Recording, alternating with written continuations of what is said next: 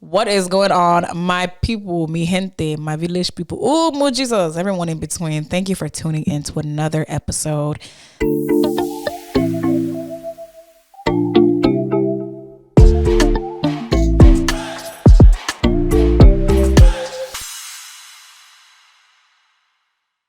So we're going to jump right into it, starting off with number 16. This one is for the dog lovers and the ones that are looking to get a dog.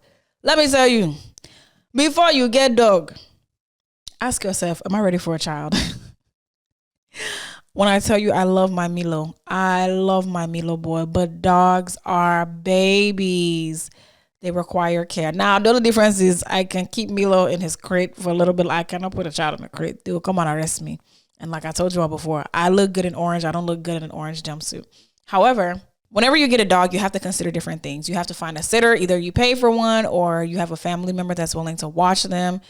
These vet bills are actually from the pit of hell. Hey, I pay more for my dog than myself. Hi, one time I said, God, did I buy dog or did I buy elephants that they are charging me all these things? But you have to pay it, because we love our babies. I love my dog. Now, I used to make fun of those white people because they're like, oh, my dog is this. But when you get a dog, man, it's like the love that they give you. You can't put a price on it. Oh, I love my boy. However, if I could go back, knowing what I know now, if I could get the same dog, I would wait. Don't just go and pick up a dog and say, oh, this one's cute. So bingo, you're so cute. Bingo will show you shaggy. I am telling you, Milo is a high energy dog. And so in the beginning, it was so overwhelming. I was like, bro, what do I do with this dog? This dog is like on an energizer, but he just has a lot of energy. He still has a lot of energy. He's only 2.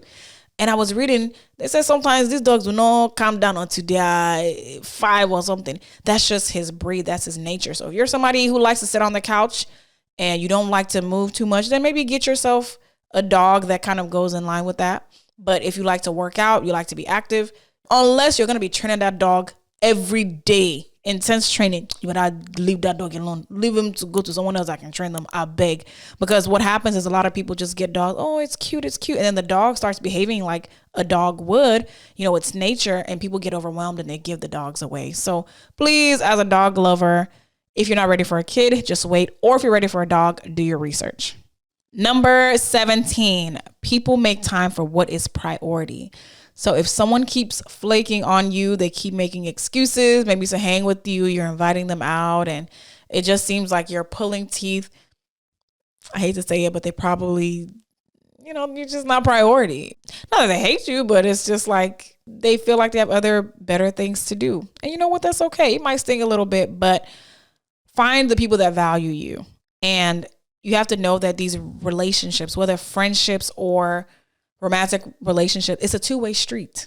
Number 18, take pride in how you step out of the house. Let me tell you, in a perfect world, when you step out, you can step out looking anyhow, and people will see your personality and they'll see your heart and they'll say, oh, this person's so wonderful. Oh, I want to be their friend. I want to be their boyfriend, girlfriend. That would be nice. However, we don't live in that kind of world. Unfortunately, people don't see your personality when they see you. So if you live looking like a mosquito bites, you're leaving the house, big t-shirts, your hair somehow, you're not putting cream on your leg, you are wearing pants with tier, all these holes and everything. Sadly, folks might judge you. I hate to say it, and we shouldn't, but we do. That's just being real. So take pride in how you step out of the house. I used to step out of the house looking crazy. Not like crazy, but crazy enough to where when I look back, I'm like, girl, what were you doing? I really feel like it was in 2019, I started listening to more content about just, embracing my femininity and taking pride in that. And I really feel like that changed the way I just saw things or the way I see things. And so now, when I'm stepping out, I have like a 10-minute, like little, simple care routine, whether it's just my eyebrows and my SPF. And sometimes, that SPF be having you looking kind of ashy. So I may have to dust a little bit of powder on there, but I don't do too much. I still want to look like myself, And another thing that I did was I threw away all my big t-shirts. Any like big t-shirt I have is usually for when I shampoo my hair, but I go to like different sites and just buy little cute, inexpensive things that I can just kind of put on, whether it's a romper or some kind of dress or something simple like a top and bottom that makes sense and I can just quickly put it on so it doesn't seem like I'm doing the most. But when I step out, when I go to the post office, when I go to, the grocery store, I look presentable and I look put together. When I tell you this has really made a difference in my life, it really has. I step out with more confidence. And yeah, it feels good. When you look good, you feel good. You just do. Number 19 is learn how to advocate for yourself. This is a topic that I'll probably go into depth about later on. But let me tell you, as someone who used to be passive and, I really didn't speak up because growing up in an African household, you weren't really taught to express yourself because any form of expression was seen as disrespect. So I was pretty timid. I would say I was a pretty timid child growing up. And so it really wasn't until college that I, had this roommate and she taught me, you need to speak up. You need to advocate. I can't read your mind. Say what you need and, say these things because, girl, just speak up. Just communicate. And even now I find that there's a tug of war when it comes to like being assertive because in my mind, I've always seen assertive as aggressive. And I'm like, no, I don't want to be that person. And, sad to say, sometimes you're like, no, let me not even say nothing because I don't want to be known as, that angry black girl. And it's like, who cares? It is definitely important to learn how to advocate for yourself and speak up. Now, this one is going to choke the hearts of some people, but show your parents grace and try not to be too hard on them, especially if they really tried.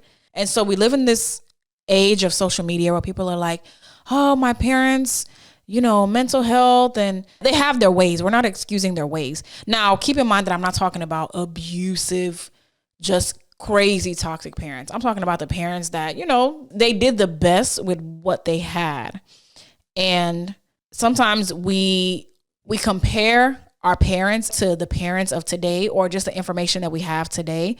And it's kind of not fair. I think it was Iyanla that said this, people can only love you like from or within their capacity. And so a lot of our parents probably think that they did great compared to what their parents did for them. So some of them, maybe they provided financially and they really maybe didn't spend a lot of time with us and things like that. But at least in their mind, they're like, hey, I'm giving my child the life that I did not have and I'm providing for them. Me, I didn't even get to see my dad. I didn't even get to see my father growing up. So let me at least give them what I could give them. I brought them to this country. So they're doing the best they can with what they have. Show grace. Because the thing is, it doesn't really matter how much information we have and emotional intelligence. I do think we'll be better parents, but we're not going to be perfect. All that information is not going to make us perfect parents because we're still flawed human beings. Show your parents grace. Number 21, and we know this, do not compare yourself to the people that you see online on social media. A lot of it is really a facade. For example, there are people out here selling you bodybuilding, body training programs that they paid for. They paid for their body to look this way. They've been surgically enhanced. There are financial gurus who are selling you this make money quick, this get rich quick scheme.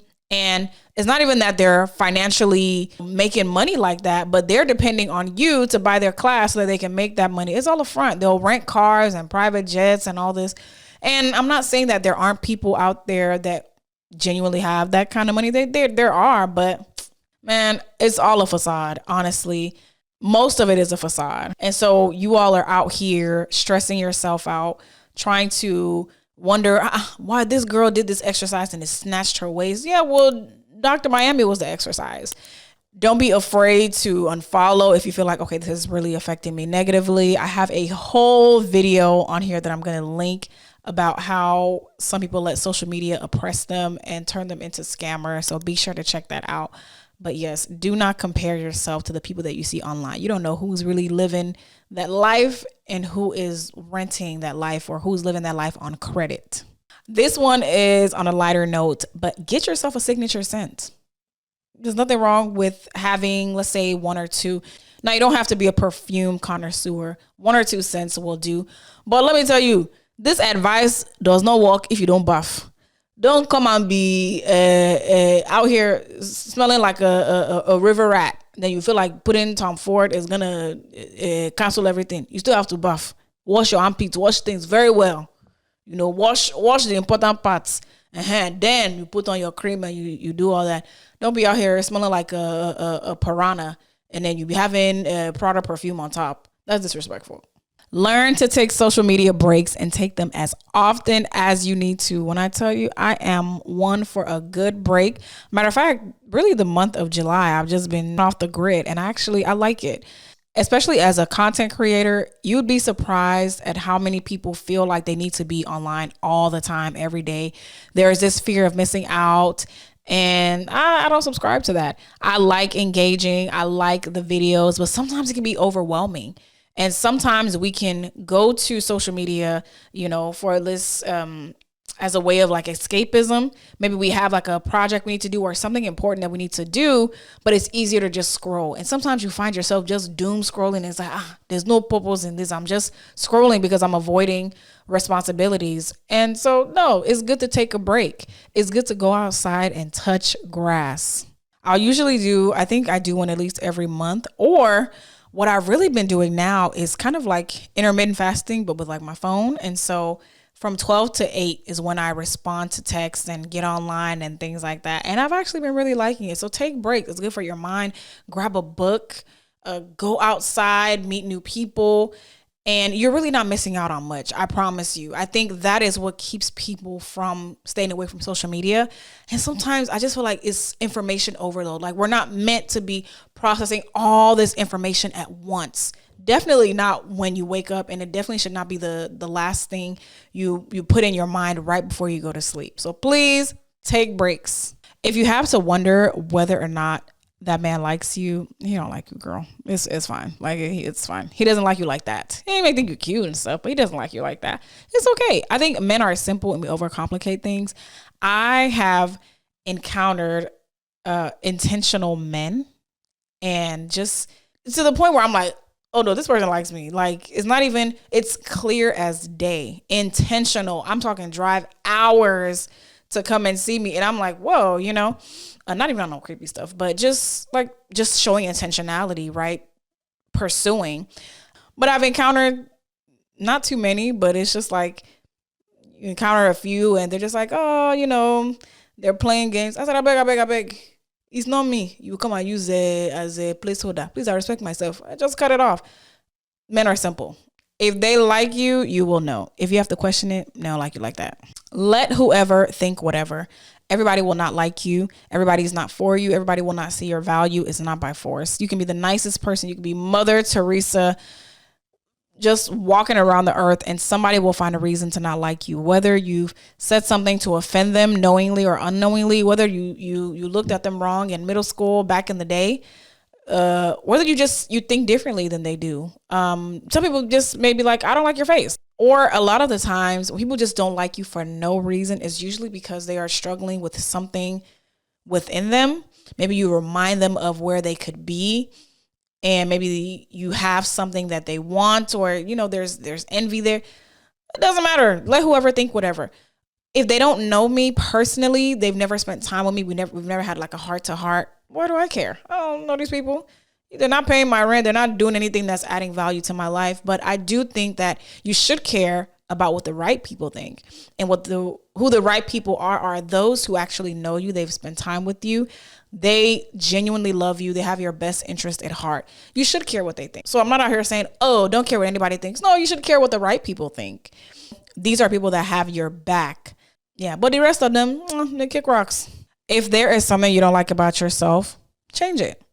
And by that, please, don't get my message misconstrued. I'm not saying go out and just be cutting yourself up like suya and shawarma. No. But I'm saying if you feel like, hey, I'm gaining a bit of weight, I'm not liking this, go to the gym. Or if you feel like, oh man, my skin is giving me issues, there are dermatologists and things like that. Don't be afraid to work on yourself. Again, I'm not saying go and turn yourself into someone completely different. However, if you feel like there's a change and it's something that's really bothering you, change it. There's nothing wrong with that. I'm totally for it. There's nothing wrong with, enhancing yourself, but still remaining true to who you are. So 27, waking up early can solve a good chunk of your problems. I promise you. I get so much done when I wake up, let's say like 6 a.m. And normally I pair this up with not being on my phone till about 12 p.m. And it helps tremendously. The world is just quieter. There are less distractions and I'm able to get a whole lot done. 28, you are not meant to do this life alone. So stop saying, oh, I don't need no friends. I don't need nobody. It's me, myself, and I. No, we are not meant to do this life alone. I'm not saying romantic relationship because everyone's not going to have that, but friendship, and you don't really need a lot of friends, just maybe one or two trusted people. We are not built to just be in isolation. We need community. So find you one or two people that just value you and you just rock with them and do life with them. Number 29, learn to accept the apology that you've never received. And I know this is a hard one for some people because a lot of times we feel like it's all right or we're entitled to that apology. And we may be, but you're going to just, you're going to stress yourself out waiting for this person to come around and apologize. And you're holding on to all this unforgiveness for what? And I was talking to a friend recently and she was telling me how she kind of struggled with unforgiveness and she had anger towards a certain person. It'd been like over 8 years.